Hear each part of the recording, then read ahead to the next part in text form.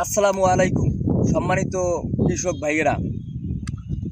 এই যে আপনার এই জায়গায় এই ক্ষেতটায় বুনো করা হয়েছে, মানে ধান শুকনো জায়গায় চাষ করে তারপরে ফালিয়ে তারপরে আরেকটা চাষ দিয়ে বুনো করা হয়। বুনার মূল সিস্টেমটা এই রকমের না। আপনি যদি এইভাবে বুনো করেন তাহলে আপনি এইটাকে মানে পরবর্তীতে ঔষধ দিতে বা এইটার ভিতরে ঢুকতে আপনার একটা সমস্যা হয় বা সমস্যা হইতে পারে।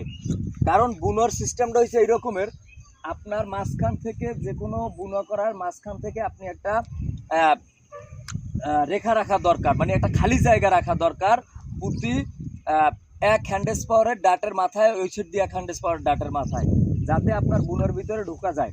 বুনোর ভিতরে যদি আপনি না ঢুকতে পারেন, পরবর্তীতে এই বুনোয় আপনি ঔষধ দিতে পারবেন না, এবং এই বুনোয় আপনি বিভিন্ন সময় ঔষধ দিতে আপনার সমস্যা হবে।